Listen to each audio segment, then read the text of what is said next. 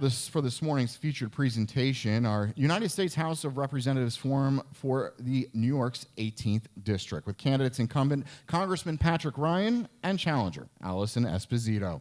Part of the Chamber's mission is cultivating a strong local economy, advocating and highlighting our employers, and being the union and voice for our over 1,200 member constituents.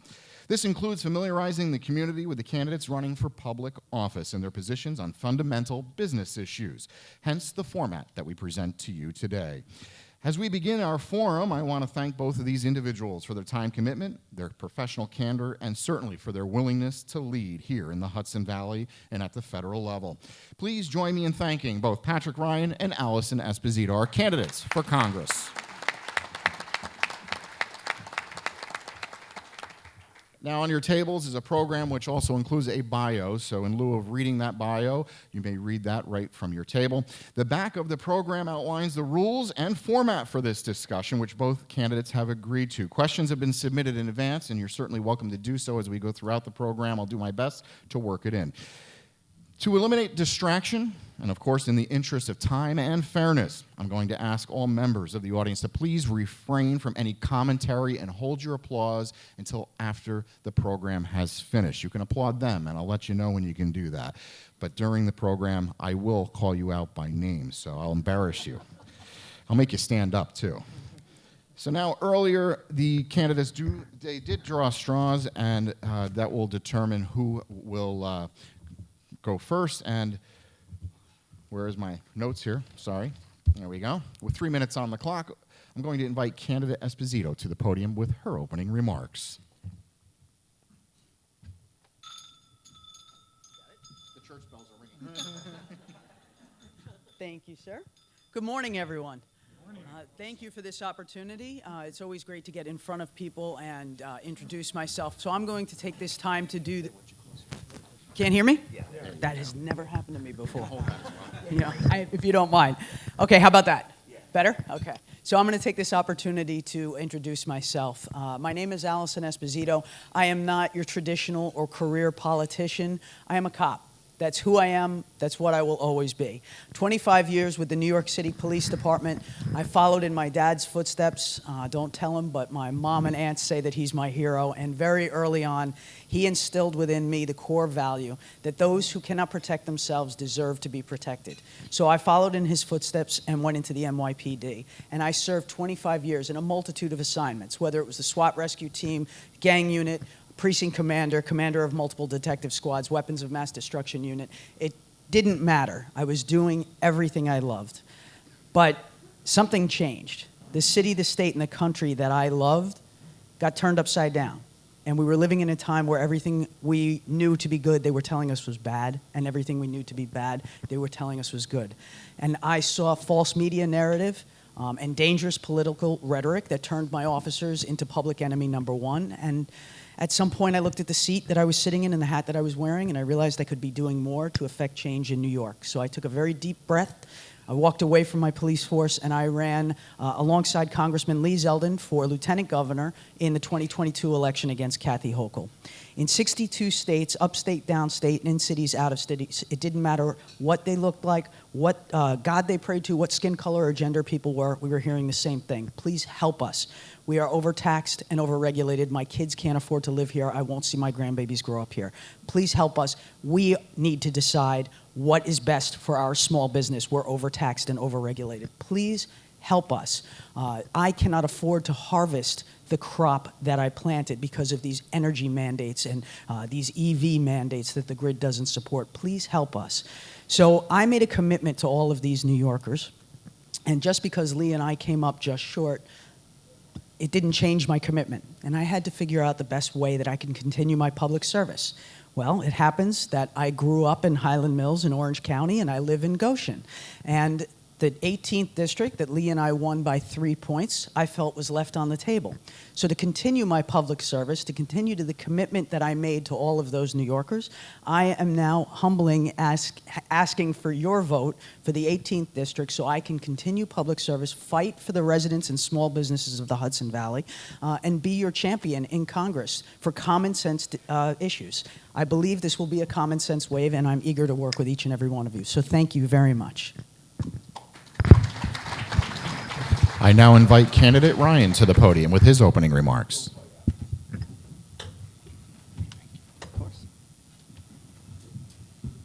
I broke the rule and clapped. I'm sorry. Frank didn't call me out, though. I appreciate that.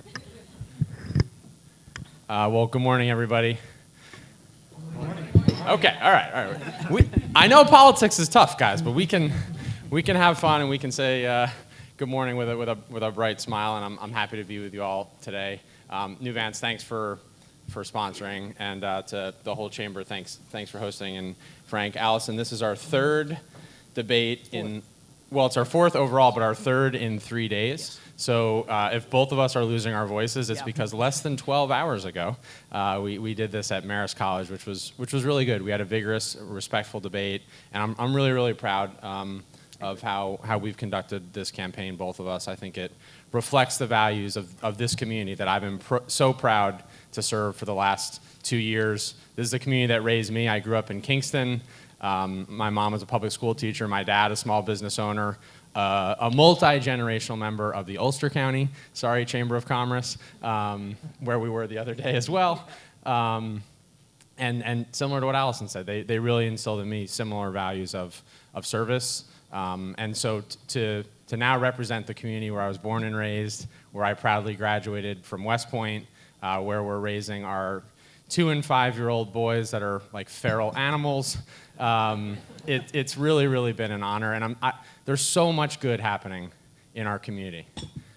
There's so much good, and I'm so proud. But we have a lot more work to do, to be clear. And my mission the last few years, and I hope the next few, really 3 parts.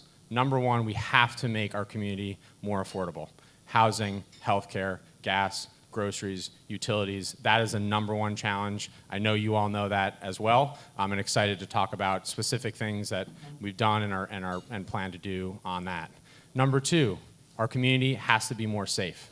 I know, and I've worked closely with your phenomenal mayor here, Mayor Flowers. Thanks for hosting us here in the city of Poughkeepsie and in all 82 cities, towns, and villages across this district. I've been proud to work to deliver with our county sheriffs and law enforcement more resources to keep us safe, and look forward to talking about that. And finally, more free.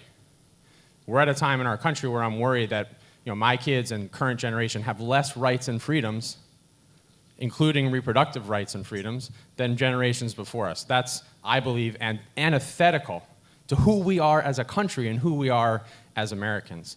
So I'm looking forward to talking about all that and more, and again, just appreciate the opportunity to be before you all. And I just want to thank each of you for being really leaders in our community. I look around this room, and so much of what I'm so proud of in this community is because of you all. So thank you very much. Thank you. There go those church bells again. Okay. Our first question will be answered by candidate Esposito.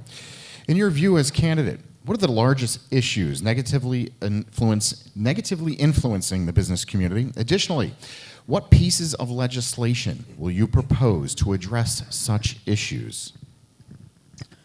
Well, good morning. So there's a lot affecting our business owners, our small business owners or corporations. Right now, the economy is the number 1 issue as I travel the district.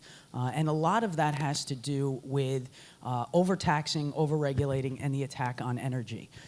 We in this country should be energy independent rather than spending millions of dollars overseas to our adversaries who are not mining their energy or attaining their natural resources as cleanly and as safely as we do, and it's at the peril of our Americans, unfortunately. There's higher grocery prices, there are higher gas prices.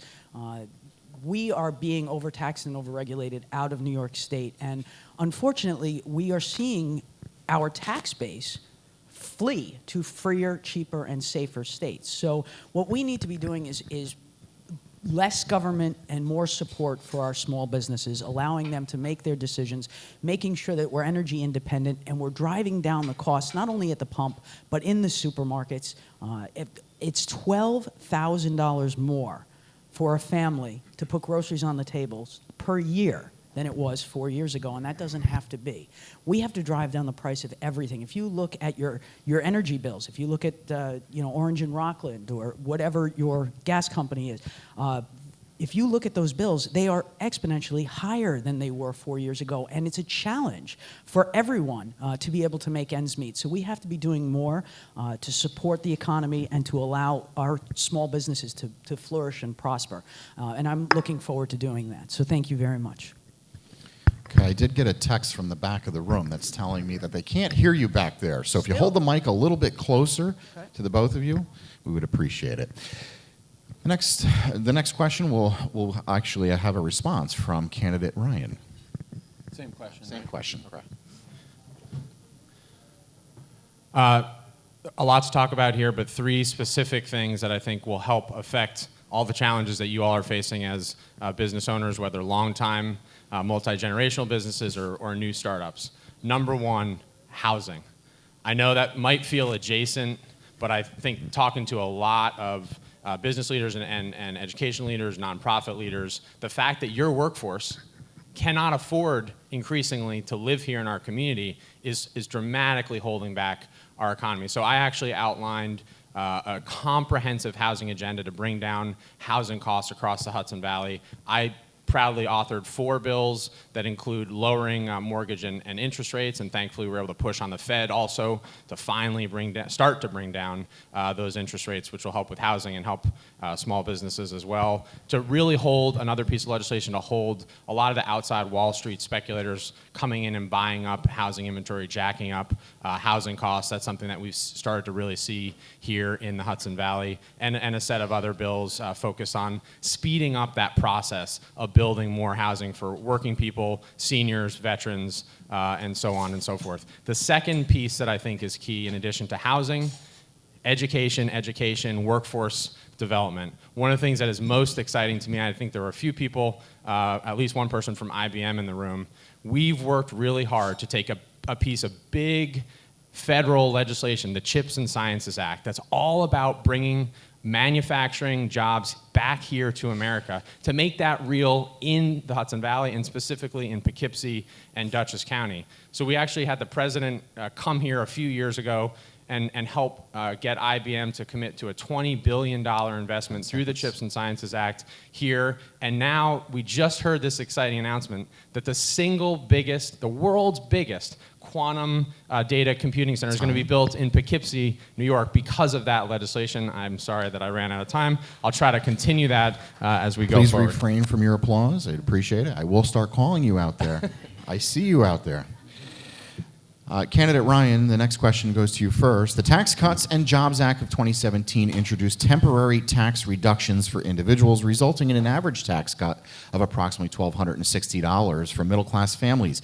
It reduced the corporate tax rate from 35% down to 21% and increased the child tax credit from $1,000 to $2,000.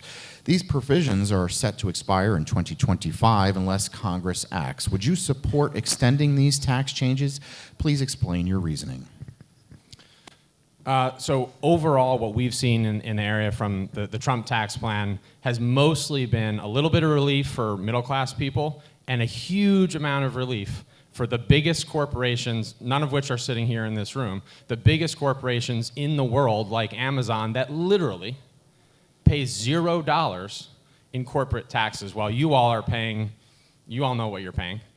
Both as individuals and as business owners. So there are parts of that tax bill that I support, including middle class and working class tax cuts that we have to preserve. But we have to, I believe, I know I'm standing at the Chamber of Commerce, but I think we need to bring those corporate tax rates up to a more historic level on par with where we've been, closer to mid-20s. That would help us ensure the solvency of a lot of critical programs and continue to make investments in infrastructure and education and a lot of other things. The one piece of that bill that we have to talk about, which has been devastating to everybody in this room, is the SALT tax cap that was put in place. This is double taxation on New Yorkers and a lot of other states, and I know you all are paying it. And this is something that I've been working in a bipartisan way. I'm part of the bipartisan SALT caucus. We've been trying to fully eliminate this. I'm a co-sponsor of a bill that has been frustratingly stuck in committee that we can't even get a vote on the House floor. We haven't had a single vote on the SALT cap being removed this entire Congress. We were able to pass it last Congress in the House, but that's a huge priority for me that would provide immediate relief to about 70% of my 800,000 constituents here in the district. So that's something that I don't think should continue as part of the Trump tax bill. Candidate Esposito. So we have to continue to lower taxes and lower regulations and allow for our citizens and our small businesses to flourish. So we have to continue those tax cuts. The problem with having these corporations and allowing them to be taxed exorbitantly is it translates down to the little guy. We have to be relieving tax on businesses and people. And that's absolutely a necessity. Now, let's talk a little bit about the SALT cap. First of all, I don't agree with the SALT cap. It needs to be removed. People are struggling with this. And President Trump himself has said he also agrees. He wants to remove the SALT cap. But the SALT cap there was a vote in this Congress. Unfortunately, there was Congressman Lawler and Congressman Molinaro did put forth a raise of the SALT cap for married people. And unfortunately, it was voted against by the Democrats because they didn't want to give the Republicans a win in an election year. That's a problem. That's putting party before people. And that's putting politics before people, and that's completely unacceptable. So we have to continue the tax cuts on our people. We have to continue lowering regulations. The only way we are going to allow our New Yorkers and our small businesses to flourish is if government gets out of their pockets, and that is what has to happen. So I am a firm believer in continuing these tax cuts. So thank you. Candidate Esposito, in New York, the cost of electricity is approximately 27% higher than the national average. New York's utilities are not allowed to generate electricity and have to purchase from independent power plants. Do you have any policies that would make this production of electricity less costly so that way we don't see these large increases in the cost of power? So there's an attack on energy in this country. The Green New Deals and the attack on diversification of energy in this country is translating to more cost on every single American. You're seeing it at the pump, you're seeing it at the grocery store, you're seeing it in your energy bills, you're seeing it everywhere. We sit atop the Marcellus and Utica shales in New York State. We could be safely harvesting our natural resources and being independent just in the state. We can be exporting. We can be energy independent in our country, lowering our bills, lowering what we're charged. Now, there's also politics at play. I know when I was running for the statewide election 2 years ago, Albany made a deal with National Grid that in exchange for no new gas or application pipelines, they'll allow to raise prices on the consumers by, I believe it was almost 20%. This is unacceptable. The attack on energy is translating to more cost on our New Yorkers. If we diversify energy, now I'm all for reducing carbon footprint, absolutely. We have to harvest our energy as cleanly as possible, but we have to make sure that we're relieving what's going on in our New Yorkers when they're struggling, and that's what energy diversification would do. Right now, we're spending billions of dollars overseas to our adversaries who are not mining this energy as cleanly and responsibly as we are, and we are the only or the largest big country that is reducing the carbon footprint and actually doing this responsibly. And we can't have our New Yorkers and our Americans suffer, and that's what's happening right now. So the attack on energy, if you want to see the energy prices going down, if you want to see relief, then we need energy diversification and smart policies, and the Green New Deal is not the way to go. Thank you. Okay. Candidate Ryan? I'll of course answer this question. I do want to just point out from the previous thread that I think it's important to correct the record. Allison, with all respect, there's not been a single vote in the House on eliminating the SALT cap. If there were, I would absolutely, unequivocally, if for no other reason than my own self-interest in our household, be voting to lift that. So I just think it's very important that people understand that. On energy and utility costs, look, this is something we've been battling and dealing with for the last several years in a bunch of dimensions to be positive and forward-looking and constructive about it. I agree with a lot of what Alison said. One of the most encouraging things to me in the last 2 years that doesn't get nearly enough awareness and attention, under the Biden administration, we are producing more domestic energy and oil and natural gas than we have in my lifetime.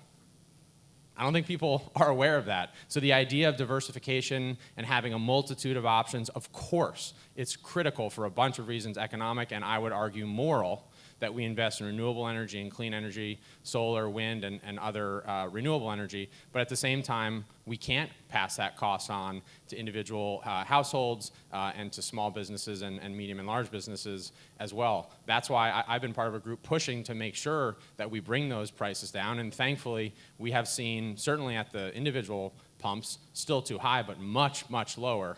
I mean, remember, we were at approaching $5 just a few years ago, and we're now much closer to $3. Again, we got to continue to bring that down, but that's significant progress and significant relief, and it's because we did boost that level of domestic production. Energy independence, freeing ourselves from the Putins of the world that have a stranglehold on this, the Ayatollah in Iran, and also big oil that are making record-breaking profits every single quarter after quarter, while all of us are paying for that out of our pockets. That's why I've refused to take a single dollar from any corporate PAC, including big oil and fossil fuel companies. Candidate Ryan, nearly 40% of retirees expressed concerns about affordability, citing taxes, inflation, housing costs as a reason for leaving New York. What actions will you take in Congress to address these challenges? I'm going to embarrassingly admit I missed the first 10 seconds of that question, Frank. Nearly 40% of retirees express concerns about affordability, citing taxes, inflation, and housing costs as a reason for leaving the state of New York. What actions will you take in Congress to address these challenges? This is heartbreaking, too. My parents are part of this group, spent their whole lives in Kingston. I'm fifth generation. They were fourth generation. And now I was talking with a mutual friend earlier. They retired over to Cape Cod. Cost wasn't the only factor. There were a lot of other considerations that I won't bore you all with. But this is something I'm hearing across the board from seniors that are priced out and underwater on their homes, and my generation as well, that grew up here, went to school and had to leave or felt they had to leave. To me, the critical way to break this cycle, it goes back to some of what I talked about before, lowering housing costs so that young people can envision buying a home from a senior that might be aging out of their home that's too large for them. That senior can move into a senior apartment or some other option that's smaller and more economical, and then a younger family at that stage can buy that home. None of that is an option right now. You talk to young people, they can't even envision, with mortgage rates where they are and housing costs where they are, buying a home. So we need to do a lot more to frankly build more housing inventory, basic supply and demand. More housing will bring down the costs across the whole sector and all segments of the housing market. The other piece, again, I didn't get to complete my thought on it, but I'm telling you, bringing back manufacturing here, like the project I talked about with IBM and quantum computing, I'm going to run out of time again. That is how we break the cycle, and then that will help bring down, boost growth in the economy and bring down costs overall. Candidate Esposito. Can you just read it one more time? Nearly 40% of retirees expressed concerns about affordability, citing taxes, inflation, and housing costs as a reason for leaving the state of New York. What actions will you take in Congress to address these challenges? We are being priced out of New York, and that's what I've been talking about. The Inflation Reduction Act did absolutely nothing. When the Biden-Harris administration came in, inflation was at 1.4. It got to a 40-year high of 9. We are being priced out of New York. We are overtaxed, we are overregulated, and flooding the environment with government spending is not the way to help. Retirees are struggling. Our seniors are not able to make ends meet, and it's unfortunate. Social Security, in my opinion, should not be taxed. That's not an entitlement. It's your money. You paid into it. You worked hard. You played by the rules. That is our money. I also would like to see, or like to use my bully pulpit in office to press the state. It's so unfortunate that our seniors are struggling to pay their tax bill. Their houses are paid off, but they can't pay their school tax bill. So I think that we should consider putting an age where seniors are not paying school taxes anymore, and we're making sure our schools are funded responsibly. There's so many ways, but again, it's energy independent, it's lowering costs at the pump, it's lowering costs to the grocery stores to make ends meet, and we're spending billions of dollars, unfortunately, because of poor policy decisions and open border decisions that now have flooded this country with millions of illegal immigrants that we are paying for. All of this has an effect. And again, New York is the highest tax state in the union. We are pushing our New Yorkers right out of this state. And again, it's by lowering taxes, energy independence, lowering regulations, and allowing small businesses to flourish and prosper that we're going to get back to jump on this. So thank you. Candidate Esposito, illegal immigration has placed an added cost burden on our Hudson Valley economy by adding a burden on our healthcare industry, school systems, and housing stock. What is your stance on the federal government's approach to immigration policy, and should it bear the financial responsibility for providing care to immigrants, considering this is a federal issue? The federal government has failed us. And they have failed, if there's a humanitarian crisis at the southern border, they have failed not only us, they have failed the illegal immigrants that are crossing. We have 300,000 children in this country that we don't know where they are, that we don't know who is watching them or who is responsible for them. And we don't know if they were trafficked, either labor or sexual. Unfortunately, just 4 years ago, we had a secure southern border. And the Biden-Harris administration has failed all Americans in this regard. Unfortunately, New York is a sanctuary state. And as most of you know, Pat Ryan was the Ulster County executive, and while he was, he made Ulster County a sanctuary county. We did put forth a bill, H.R. 2, in the House about a year and a half ago. That passed. Unfortunately, Congressman Ryan voted against it, but it was a Secure Border Act, and it would have immediately secured our southern border, reinstated Remain in Mexico, continued the wall, and funded Border Patrol, which is what we need. Unfortunately, we have millions of people here, and that now we are responsible to clothe and feed. We are responsible for health care for them, and it's at the detriment of our American citizens. I agree with legal, lawful immigration. It's what this country was founded upon, and we welcome it. And we do have to have immigration reform and respectful dialogue and make sure we fix a broken system. But right now, we have a porous southern border, and our Americans are paying for it.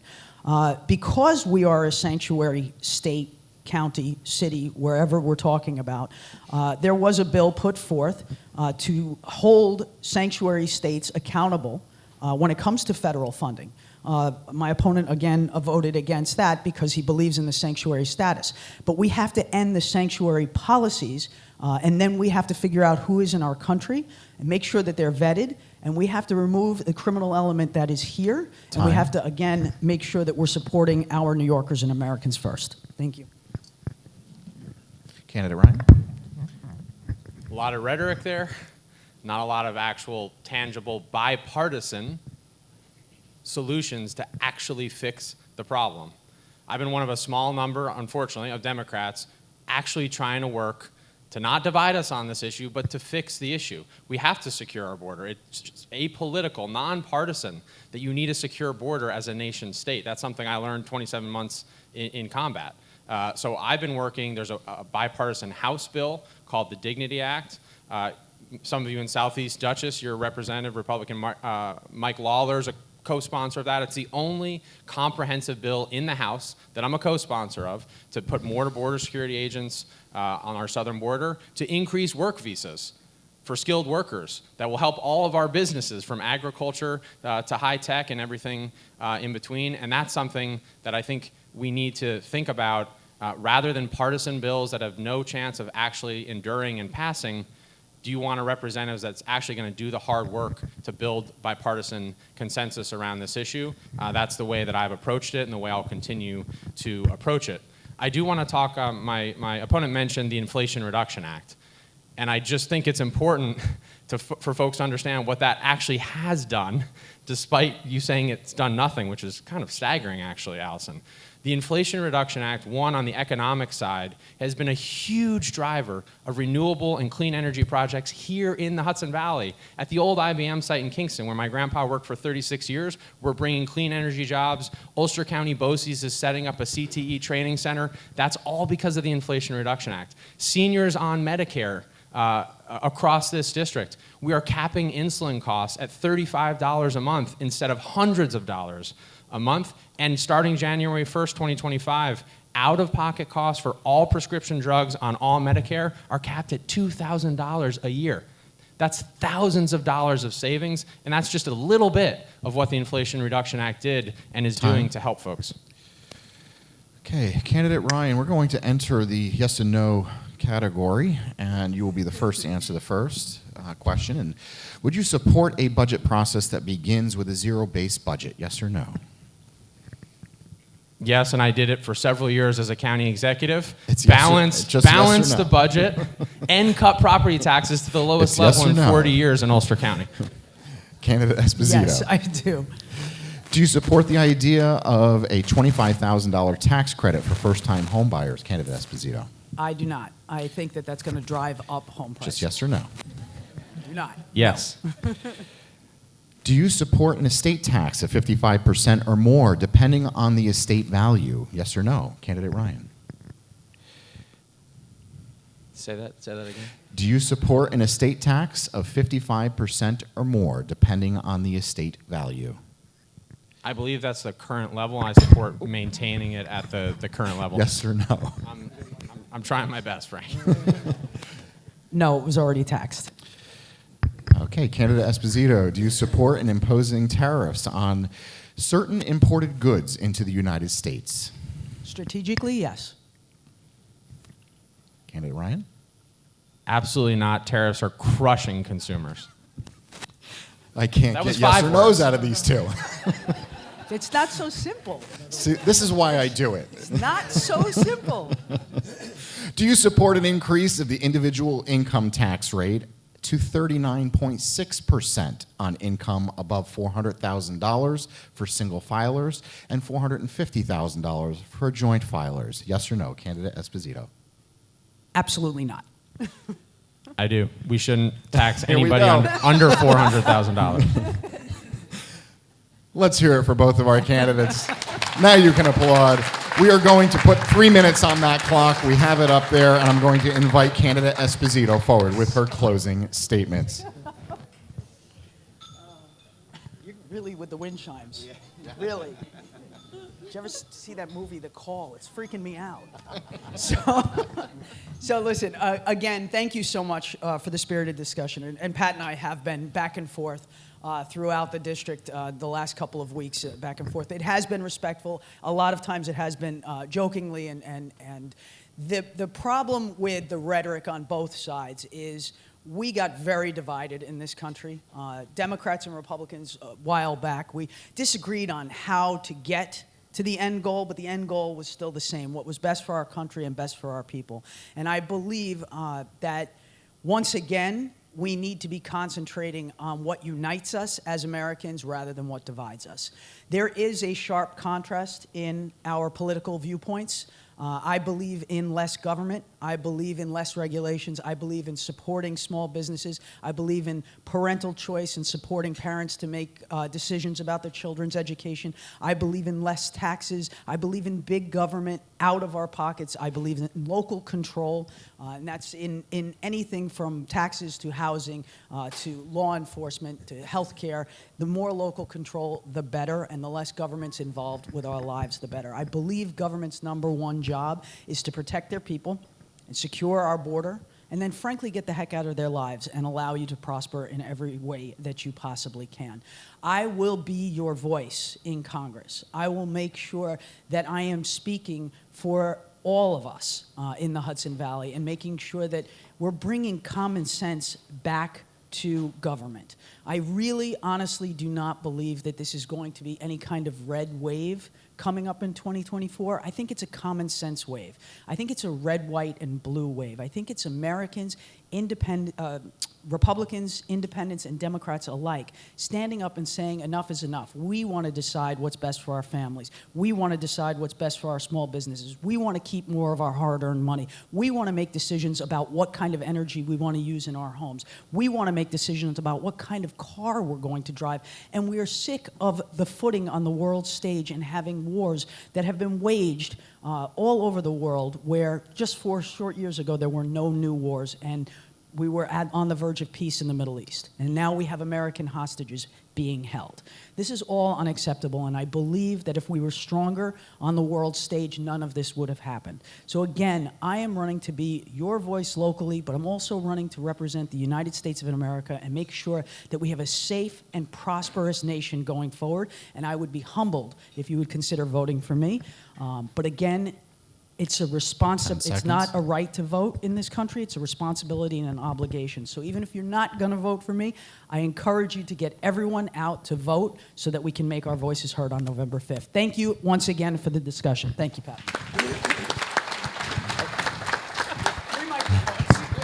Candidate Ryan, would you like the chimes as well? Yeah. Yes. Every time you call me Candidate Ryan, it's like bringing me back to plebe year at West Point because they called us candidates on the first day. It's messing with me, Frank. Again, Allison, I'm glad that we can find some joy in our crazy politics right now and in vigorous and respectful debate. So I appreciate you. I appreciate your service in uniform to our city and our state and our country. There's a really interesting, I want to share this in closing, really interesting article in the Albany Times-Union that came out a few weeks ago about voter enrollment patterns in the Hudson Valley. I'm a huge nerd, so I read this article with great interest. In Dutchess County specifically, one of the highest percentages of people registering to vote, which is great, but registering not as Democrats or as Republicans, registering as not party affiliated. I have seen in the last 2 years, in the chaos and back and forth that is Congress right now, why that is happening. Because it's not working. There are not enough people there as patriots. There are too many people there as partisans, and especially young people that I'm talking to are saying, I've lost faith in both parties. And I get that. And I've really tried, as your representative, whether you voted for me or not, whether you voted at all, I have tried to be independent, to hold principles and values that are largely aligned with today's Democratic Party, but certainly not universally. And in critical moments, on local issues, on regional issues, and on pretty big national issues, to be one of the few, in my opinion, willing to stand up to leaders in my own party, whether that was early and often, calling on President Biden to secure the border and get his head out of the sand. I did that with Mark Molinaro and Mike Lawler, two neighboring Republicans, to call on the sitting president of my own party to not run again. You don't see that very often, and I think that was something I did with a lot of thought and a lot of conversation with constituents. Shows my willingness to speak up against our governor and the state on congestion pricing that would have been incredibly harmful for working class people, including a lot of firefighters and cops that live in our district that have to go into New York City and have no other option. I will continue to be someone rooted in the district who is present in all 82 of our towns and villages and cities and is willing to stand up and speak up for what I think is right. You might not agree with me 100% of the time, but I will not BS you. I'll be straightforward. I'll always be held accountable and go back to the ethos I learned as a cadet. There's 3 answers to any question: yes, no, or no excuse. And we need a lot more people willing to take that approach. So I'd be honored to have your support, and thank you again.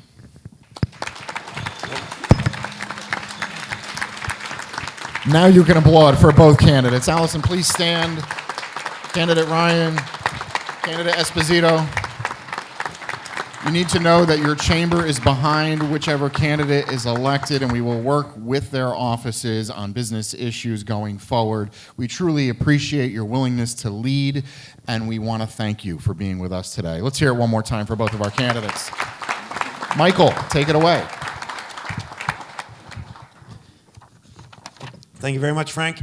Before we go, we have a few more announcements. The next Contact Breakfast will be held here at the DoubleTree and will feature a presentation from the Port Authority of New York and New Jersey, Manager of Properties and Commercial Development, Yil Sherhan. On Wednesday, November 20th, Yil will present the changes happening at Stewart International Airport and the